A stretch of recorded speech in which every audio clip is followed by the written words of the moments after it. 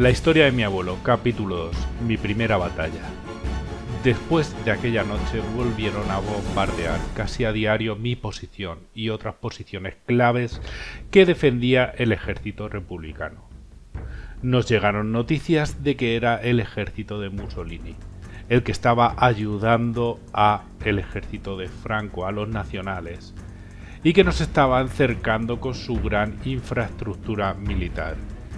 Ya me parecía a mí que estos aviones no los había visto nunca en mi vida. Pasaron los días y parece que el invierno nos ayudó en nuestra contienda, ya que a diario había una intensa niebla, fuertes lluvias e incluso nevó contundentemente algún día, lo cual hizo que el ejército italiano tuviera que retirar sus carros de combate y afortunadamente nunca llegar a nuestra posición. De lo contrario, seguramente no estaría contando esta historia ahora mismo. Pasaron los días y poco después nos trasladaron a Balbastro, pueblo situado en Huesca que se encontraba al lado de Jaca. Allí por fin tuvimos unos días de descanso y a medida que pasaban los días yo notaba cómo mi casa quedaba cada vez más lejos. Quedaban cada vez más lejos mis tierras, quedaban cada vez más lejos mi familia, quedaba cada vez más lejos a la gente que quería y mi magnífico Valdepeñas. Cuando pasaron 10 días nos pusieron unos brazaletes blancos, decían que eran para distinguirnos de los enemigos. Y digo yo, nos podrían haber dado un uniforme en condiciones, ya que estamos combatiendo como cualquier soldado. Nos dieron órdenes de atacar una montaña que estaba a muy pocos kilómetros del pueblo. Mientras que andábamos por el campo en dirección al objetivo, miraba alrededor, viéndome reflejado en todos mis compañeros. Cuando estábamos de descanso, las pocas conversaciones que teníamos dejábamos bien claro que nunca habíamos disparado un arma, ni mucho menos habíamos matado a nadie. Así que se podía decir que esta era nuestra primera batalla real. El nerviosismo, por supuesto, era palpable.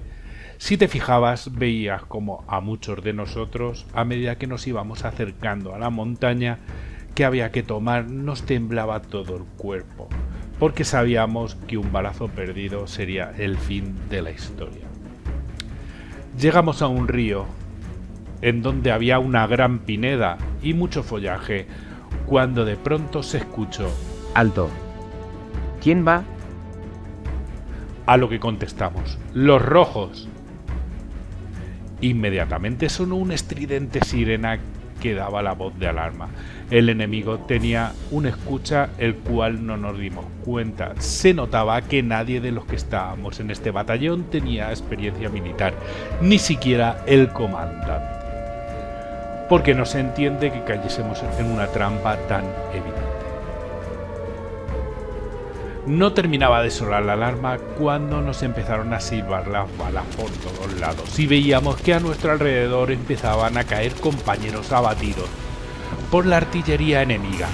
Los nacionales tenían 2 ametralladoras de fuego cruzado que nos estaban destrozando literalmente, lo que nos hizo huir a una pineda que teníamos justamente al lado. Las ramas de los pinos caían por todos lados, pero a medida que nos adentrábamos los disparos cesaron. Por ese entonces yo era el enlace del capitán, el cual me puso un sobre el pecho y me dijo: Dale este parte al comandante que está al final de esa loma. Fui corriendo dirección a la loma cuando de pronto me encontré dentro de una pelea a muerte entre los 2 bandos. Pero curiosamente no se distinguían a los que eran de cada bando. Los nacionales tampoco llevaban ningún tipo de uniforme ni nada por el estilo. Eran gente normal como nosotros.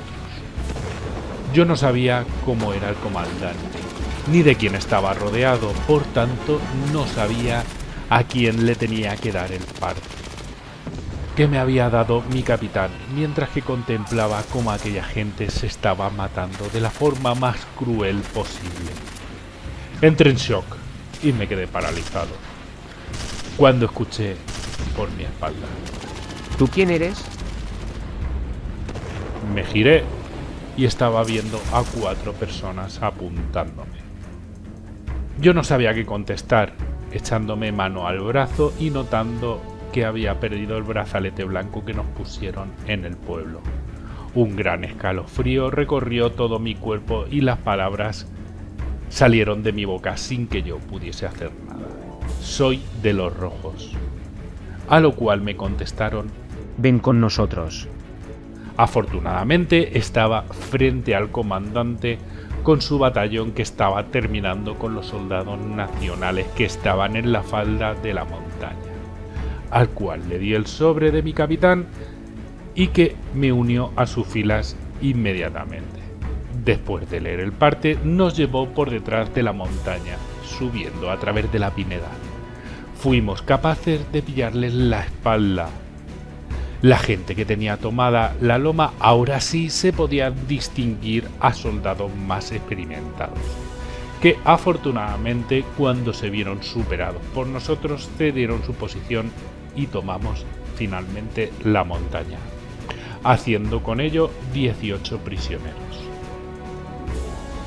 Esta montaña debía de ser una posición importante porque las órdenes fueron mantener allí la posición y acondicionar las trincheras que el enemigo había hecho para mantenernos fuertes allí.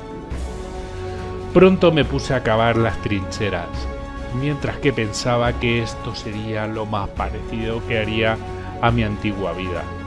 Pero mi corazón descansaba cuando imaginaba que detrás de toda esa tierra que estaba removiendo me encontraría con el tronco de una cepa la cual pudiese estallingar.